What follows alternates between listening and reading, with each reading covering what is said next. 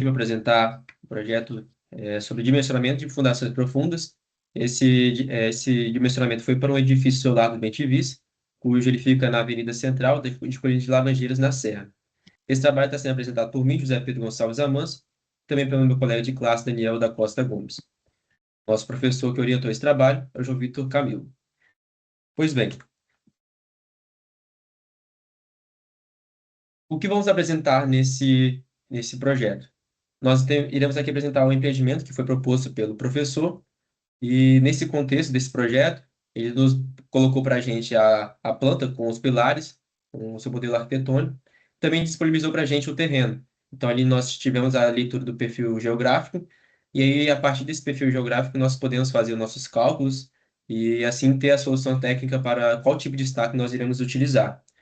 Então, a partir desse tipo essa técnica que nós conseguimos utilizar, nós fizemos nossa implantação dos blocos para os pilares, para as estacas, e assim conseguimos chegar nos resultados de quantos de destaque nós iremos ter em cada bloco e entregar para o cliente uma solução técnica para ele. Então, falando sobre o nosso empreendimento. Como já bem disse, ele fica no edifício Solar dos Bem-Te-Vis, que está localizado na Avenida Central, em Laranjeiras, em Coelho de Laranjeiras. Então, esse ambiente é uma área com ambientes corporativos de escritório e está estruturado sobre 10 pilares, apoiados sobre uma fundação profunda.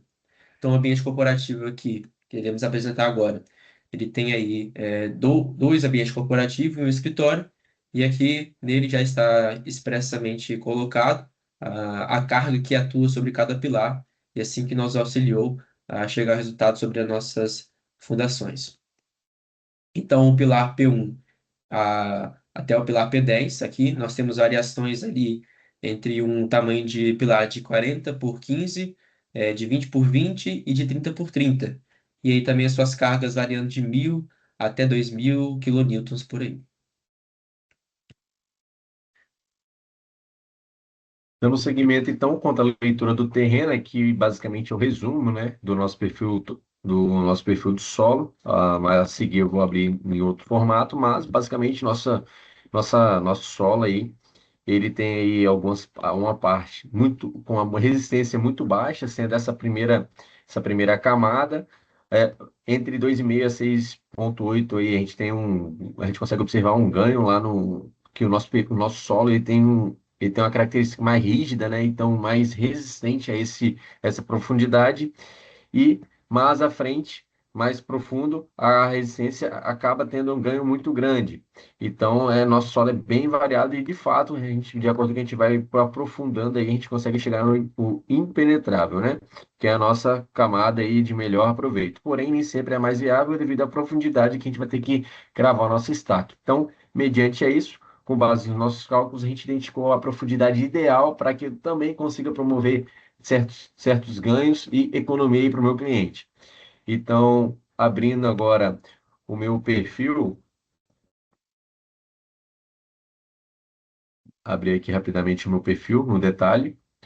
Então, o meu perfil topográfico, a gente consegue observar aqui a seguinte característica. Então, um zoom, dando zoom, dando zoom. Ok, então iniciando aí, a gente tem uma característica de um solo com silt argiloso. Temos aqui mais à frente uma pequena camada de areia, depois retorna aí no silt argiloso e mais abaixo eu volto com a areia e por fim o silt argiloso novamente. Se a gente observar aqui, a gente consegue observar aqui o nosso NSPT de acordo com a profundidade e tudo mais. A gente tem aqui nossa variação em formato de gráfico também quanto aos nossos NSPT. Então, aqui, inicialmente, temos 7, 2. Então, por aí, sucessivamente, a gente vem observando aqui a diferença, né, quanto ao número de golpes aí para conseguir avançar as camadas. Então, a gente consegue observar que, de fato, o impenetrável, ele acaba sendo aqui a camada de 24,91 e arredondando aqui, trabalhando com números exatos, em 24 metros. Então, o nosso solo conclui-se com um silt argiloso rígido a duro. Então, aqui é um dos últimos solos que a gente observa aqui nesse perfil, que a gente utilizou como padrão para todo o terreno. Então, a partir desse perfil, não vou ficar entrando aqui de fato no detalhes de camada a camada, mas com base nesses insumos aqui, conta a quantidade de NSPT por metro, a gente acaba levando lá para os nossos cálculos, e a gente posteriormente conseguir nossos cálculos. Então, iniciando, como o Zé Pedro mesmo disse, né? Então, com base na nossa planta, a gente tem que trabalhar aqui o seguinte, que a gente tem aqui a nossa estaca cravada circular de 15 centímetros. A gente tem que trabalhar com essa ideia. Então, visto que a gente já tem esse insumo e tudo mais, a gente desenvolveu aqui então nossa calculadora, né, para a gente de fato conseguir utilizar na prática e observar de fato aí as características da minha sapata. Então, só ajustando aqui para que vocês tenham a melhor visibilidade. Então, conforme eu falei em relação aos NSPTs e tudo mais, temos aqui as tensões dos solos e, conforme vocês conseguem observar, temos aqui por camada. Aí o tipo de solo, acabamos pegando essa informação de extrema importância e as profundidades. Então aqui acabou não sendo metro a metro nessa etapa. E temos aqui que nossa característica do solo aqui é tudo 19 kN por metros cúbicos. E, posteriormente, eu desenvolvi o cálculo aqui para identificar a tensão total para a pressão e tensão efetiva. Como a gente observou lá, não temos água predominante nesse solo, então a gente acabou não utilizando aqui, não tendo informações quanto à pressão. Porém, a tensão dos solos acaba sendo a mesma coisa que a nossa tensão efetiva, que a tensão efetiva basicamente é a somatória da tensão total mais a pressão. Então, se a gente observar aqui, a nossa tensão basicamente vai ser.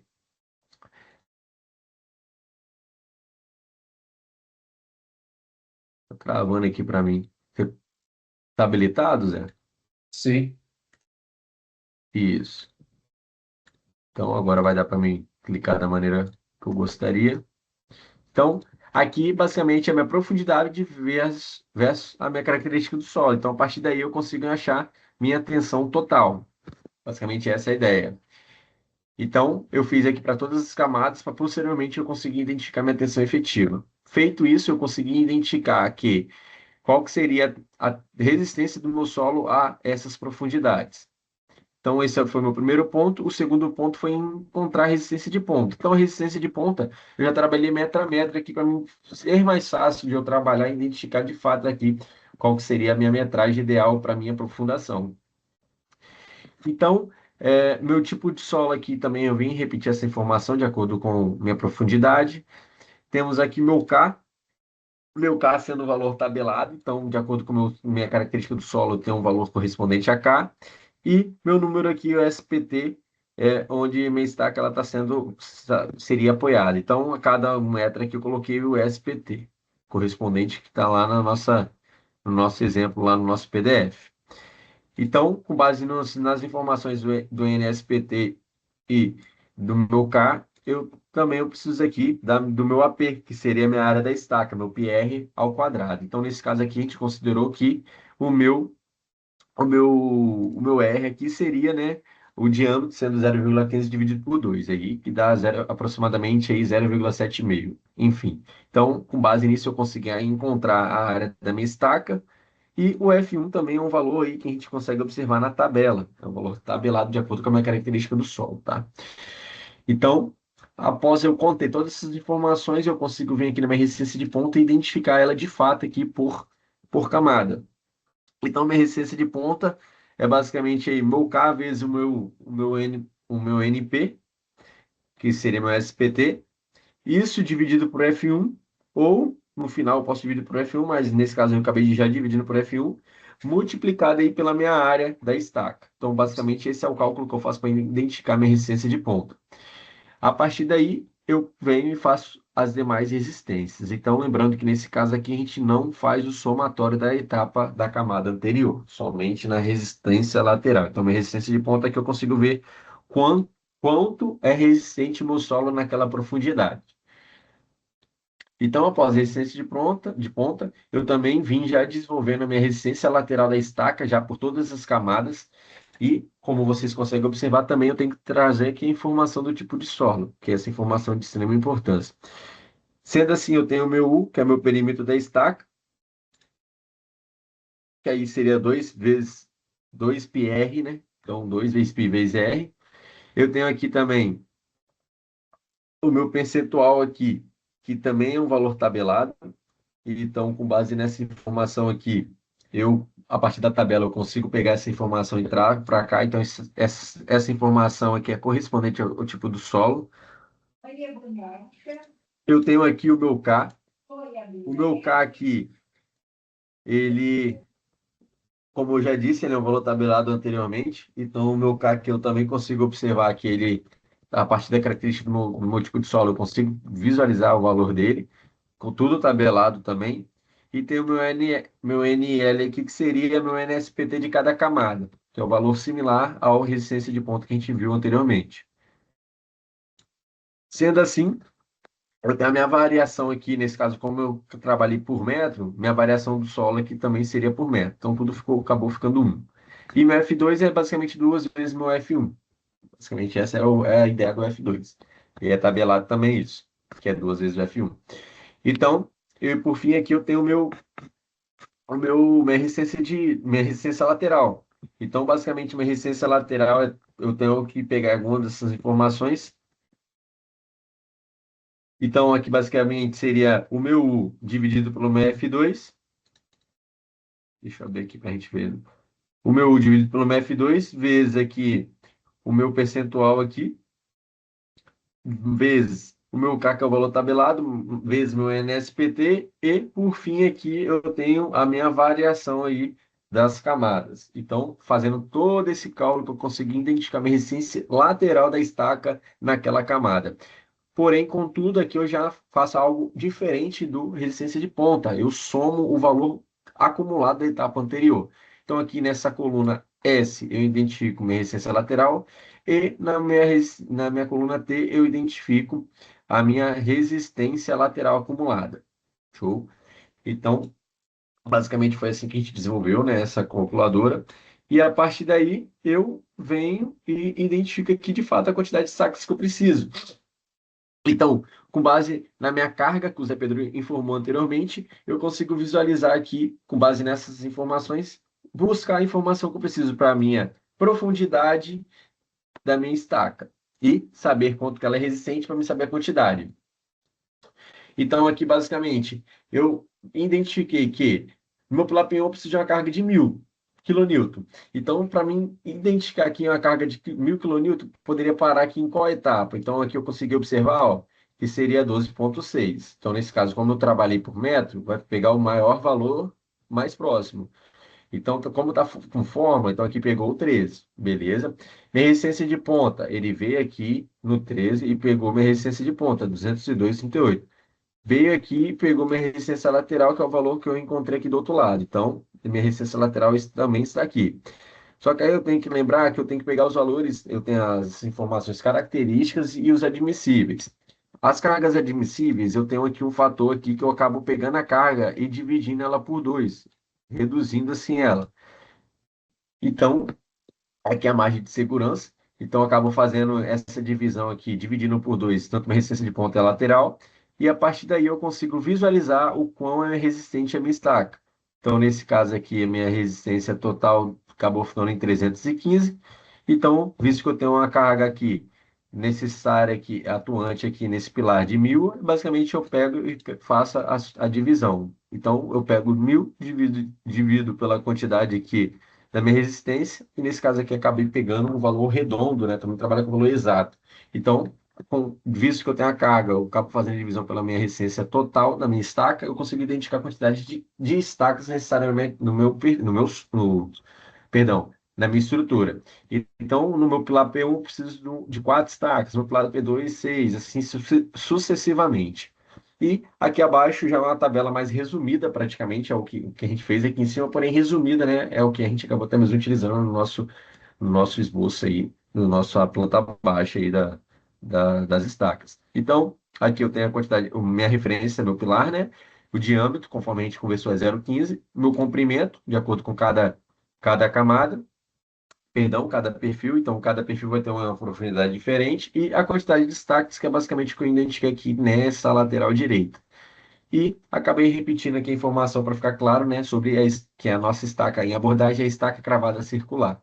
Então, aqui foi um pouco do nosso memorial de cálculo que a gente utilizou para a gente conseguir enxergar aí a quantidade de estacas necessária. A partir daí, a nossa solução técnica adotada aí foi, de fato, o método aí utilizado é o álcool veloso, é o mais prático dentre os que a gente desenvolveu ao longo do semestre. Nossa estaca, repetindo aqui, reforçando, é a estaca cravada circular, com uma seção do diâmetro de 15 centímetros. E o critério de projeto, a gente acabou tendo a gente acabou realizando aquela divisão como fator de segurança. Então, a gente acaba utilizando essas estacas aí pela velocidade enquanto execução e tudo mais, controle de qualidade. Então, tudo isso é diretamente ligado aí a uma característica aí da minha estaca e ao meu tipo de solo. E o álcool veloso a gente acabou utilizando esse meio de cálculo porque é um dos meios mais práticos dentro do que a gente de fato já visualizou nesse semestre. E, então, basicamente aqui já venho aqui seguindo para o resumo que a gente desenvolveu lá na calculadora, a gente acaba visualizando ele aqui, as informações de uma maneira mais limpa. Então, aqui eu tenho, ó, o meu pilar, a minha carga, o número de destaques e as profundidades deles. E a capacidade de resistência total deles. E, como vocês viram, todos os pilares acabaram sendo aprovados, visto que a gente projetou ali para, de fato, a quantidade de destaque ser suficiente para suportar a carga atuante nos pilares, sendo suas superestruturas. Então, todos foram aprovados aí mediante a esse dimensionamento. Bom, com base E, nessas informações que nós tivemos na nossa calculadora, né? Então, assim, pelo método da Org Veloso, nós conseguimos desenvolver uma planta. E essa planta, ela fornece para a gente como que seria isso na obra. Então, através daquela planta que nós tivemos, né, mostramos lá no início, que ela mostrava qual que era a força atuante em cada pilar, nós aqui desenvolvemos essa planta. Então, aqui nós identificamos que é o nosso pilar P1, né? Começando por esse daqui. Então, esse pilar P1 ele tem uma dimensão de 15 por 40. E aí, a nossa base ela foi relacionada conforme o pilar de fato, assim, né? Então, aqui nós tivemos 60 centímetros acima do pilar, do eixo do pilar, para podermos começar a dimensionar essas estacas. Então, cada estaca com 15 centímetros, nós colocamos 60 centímetros acima daquilo do eixo do pilar, né? Então, a partir disso aí, nós conseguimos já determinar qual que seria a forma que estariam dispostas essas estacas. E aí, depois disso, nós fizemos o nosso bloco ali de coroamento, e esse bloco aqui de coroamento ele ficou com 135 por 135 centímetros e uma altura de 60 centímetros. Então, ou seja, é um bloco aí com quase 1,5 m, quadrado nesse caso aqui, mas se formos aqui olhar já para o bloco 2, ele já tem quase 2 metros de comprimento, né? E aqui por 135. E aí, esse é um bloco que nós vamos modelando ele a partir da quantidade de estacas que tem dentro dele. Então, se temos aqui 60 centímetros a partir do eixo, então daqui para cá nós teremos 30. Então, aí se finaliza o bloco de coroamento conforme o eixo do pilar. Então, aqui nós temos 3 eixos, né, por 4 aqui. E aí, com isso, nós objetivamos a chegar nesse resultado aqui nesse bloco de coramento com 7 estacas. E assim, variando entre 4, 6, 5 e 7. Então, a profundidade adotada ali dos nossos pilares, ela foi identificada através do nosso perfil de sondagem, né? Então, nós conseguimos olhar ali e no nosso perfil de sondagem onde que seria o melhor local que ela pudesse se finalizar. E aí, nós colocamos o nosso arranjo do pilar ali para ele não ficar através do não se bater uma estaca uma na outra, nós conseguimos colocar em cada local ali o seu bloco de coroamento para que eles não tivessem interferência um no outro, né? Também trabalhamos com nossa margem de segurança, então a capacidade de resistência do conjunto de estacas superou a carga aplicada em todos os pilares, então ali nós sempre colocamos a mais, nunca colocamos a menos de estacas, o número de estacas conforme a carga aplicada em todos os pilares.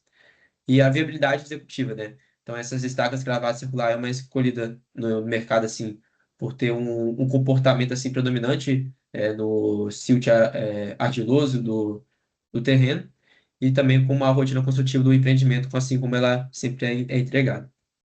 Então, com isso, concluímos aqui a nossa apresentação. Essa apresentação ela tem como formato de explicar tudo aquilo que nós desenvolvemos ao longo desse período, onde nós tivemos contato direto com esse método da Alck Veloso. Então, conseguimos entregar para o nosso cliente um resultado de uma boa planta, com uma boa leitura assim para a execução dela.